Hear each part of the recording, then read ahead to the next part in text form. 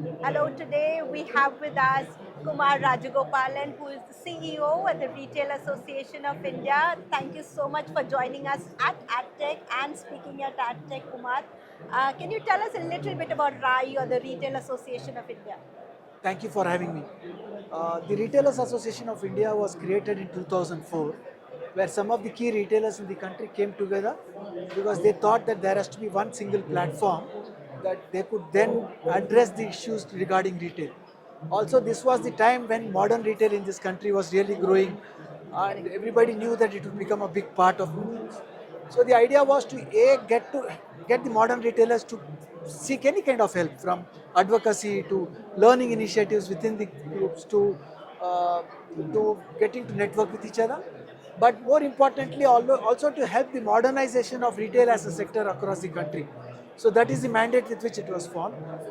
We work on three things, therefore. We work on advocacy, we work with the government, we work with international associations, organizations, people like you, whoever can work for benefiting retail as an industry. We also then do a lot of learning initiatives.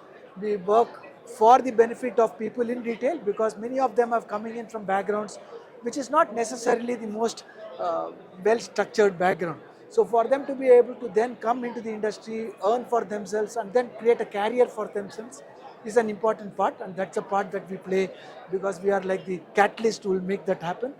We also create programs with universities, etc. The last part is we do have what we call as market creation activities. Our job is to let the market come together.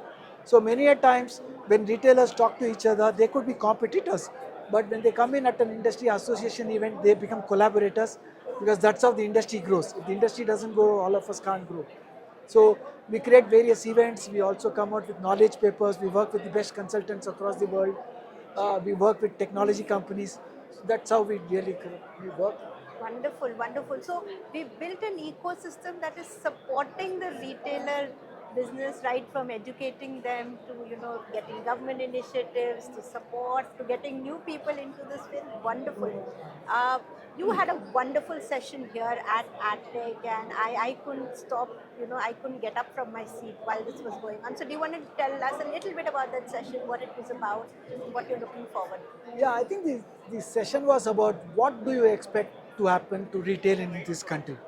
And it's an interesting time that all of us are living, frankly, because while most of us remember COVID and what happened during that time, we can also believe that thanks to COVID, many of us learned new things. So the ability to buy things online, buy things offline also, because after COVID, many of us have rushed back to our offline stores also. Uh, how do you really make sure that you are able to consume based upon whatever is your priority and preference at that time? Has all happened as consumers. But this has also thrown open a lot of challenges as well as opportunities for many of the retailers. On the one hand, there are a whole new set of retailers who coming in only doing online sales, D2C brands, which hitherto was not easy to think of. Because in the initial phases, if somebody was to be a retailer, they should think they have a big purse or they had a big space. So it was an expensive business to come in. But now the barriers to entry into the retail business is completely broken down.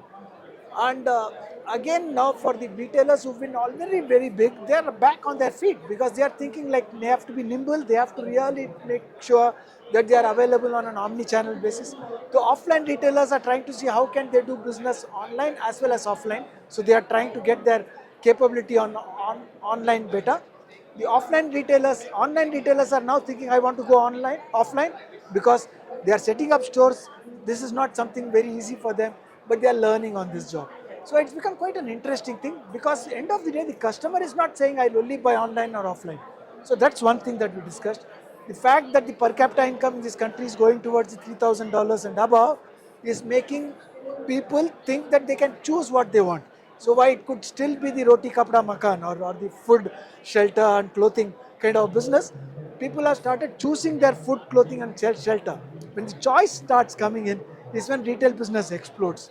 So that's the second part that we spoke about. India will soon be a 1 trillion retail business economy, Wow. but my belief is that it should, in the next 5, 7, 8 years, should become a 2 trillion. And that's the kind of growth that we can see for retail. platforms like ONDC, NPCI are really pushing this forward. You want to tell me a little bit about your role with ONDC as well?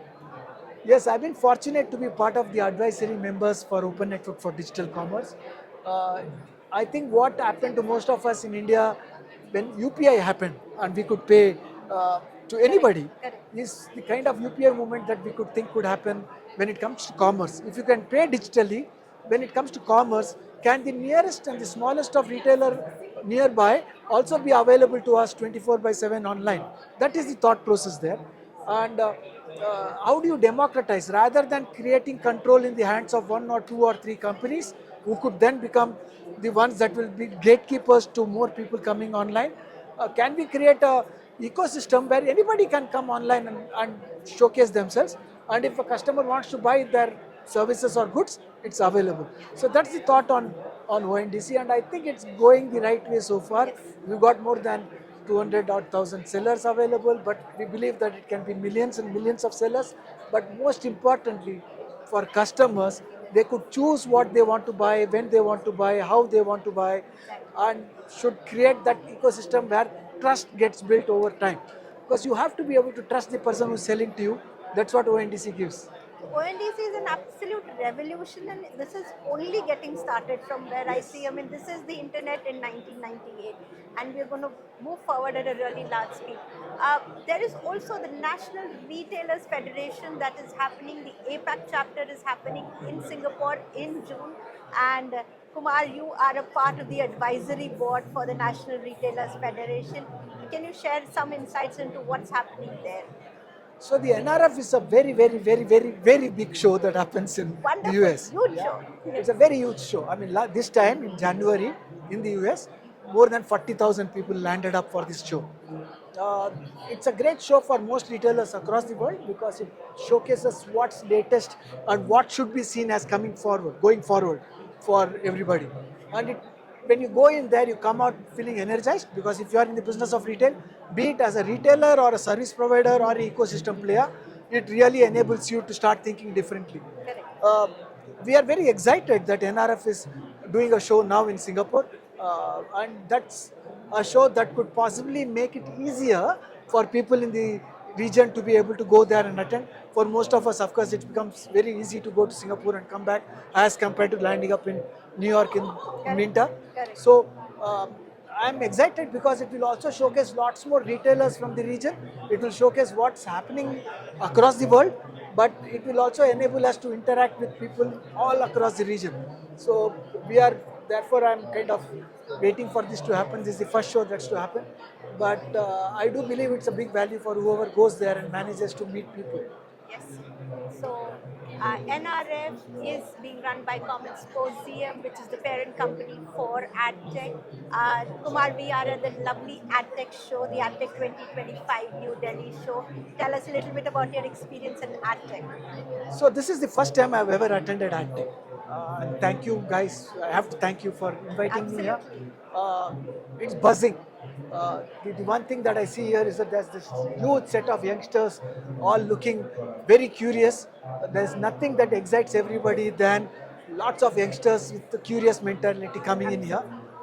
The kind of show that you put up with the number of stalls that's come up, with the amount of sessions that's happening, I think if somebody is coming in here to with an open mind, wanting to learn new things, connect with new people, and to kind of go out telling I've got another 5 ideas that I can implement, I think it's the right place to be in.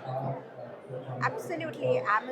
AdTech is the most fertile ground for new ideas. I can vouch for that. So, if you have to describe your experience at AdTech in one word, what would that be?